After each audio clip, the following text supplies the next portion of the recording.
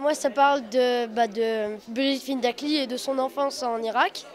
Et du coup, c'était vraiment passionnant parce qu'elle a eu vraiment beaucoup de choses dans sa vie, des coups d'état, tout ça. Et ça m'a vraiment passionné, donc j'ai beaucoup aimé. Comment ça s'est passé cet entretien, cette conférence avec des élèves de primaire? Alors moi j'étais très impressionnée par leur côté quand même professionnel. Il y avait les deux animateurs qui s'exprimaient dans un français tout à fait châtié, correct, etc. Qui avaient vraiment préparé leur truc. Et puis tous les jeunes qui sont intervenus les uns après les autres étaient effectivement précis. Il y avait un travail derrière. Donc ouais, moi je trouve que c'est du bon travail. C'est super intéressant, quoi. Moi je suis toujours très, très touchée par le fait de voir des adolescents s'intéresser à des sujets aussi importants que, par exemple, dans mon cas, donc c'est sur l'Irak.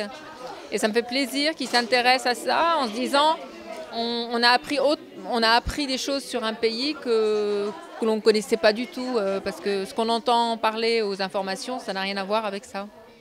Quand vous l'écrivez, est-ce que vous imaginez un jour que des élèves d'une classe de primaire comme ça puissent le lire, puissent l'interpréter?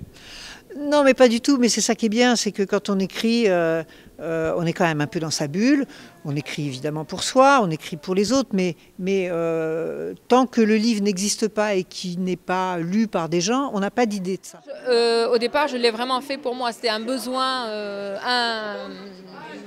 évident pour moi d'écrire mes souvenirs. Et à ce moment-là, les gens se l'approprient, c'est ça que j'aime bien. C'est-à-dire qu'ils vont lire le livre et ils vont avoir leur propre imaginaire à partir de là, leurs propres questions. Et c'est ça qui est important et qui est intéressant à confronter. Et les questions des jeunes, elles ne sont pas moins bonnes que les questions des adultes, évidemment. Je me doutais bien que le sujet pouvait intéresser du fait que malheureusement l'Irak est dans le feu de l'actualité.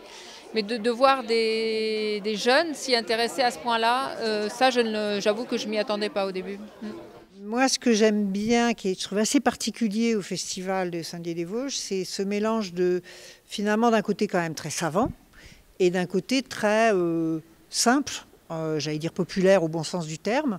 C'est-à-dire que je trouve ça bien qu'on peut parler de choses compliquées simplement. J'ai vu sur le programme qu'il y avait énormément de rencontres, d'expositions, et donc je vais bien sûr aller en voir, mais il va falloir que j'épluche ça de près parce qu'il y en a vraiment beaucoup. Vous qualifieriez presque de vulgarisatrice de la mer parce qu'on ne la connaît pas vraiment quand on est citadin aujourd'hui, la mer en fait. Oui, mais tout à fait. Moi, je revendiquerais tout à fait ça. Je pense qu'effectivement, la plupart des Français ont une image de la mer. Au fond, c'est les vacances. C'est la serviette sur la plage et le maillot de bain. La mer, c'est des réalités évidemment autres que celles-là, qui sont aussi importantes pour nous. C'est des réalités économiques, c'est des réalités écologiques, c'est un tas de choses qui ont vraiment des conséquences pour la vie de chaque Français, mais qui ne voient pas directement parce que le lien est parfois un petit peu loin et compliqué. Donc voilà, moi j'aime bien rapprocher finalement et dire, mais vous savez, ça vous concerne. Quand on invente des médicaments, le médicament du sida, il vient d'une éponge marine. Vous le saviez? Non, voilà. Donc protéger la mer, c'est aussi protéger peut-être la source de médicaments pour les hommes demain, par exemple.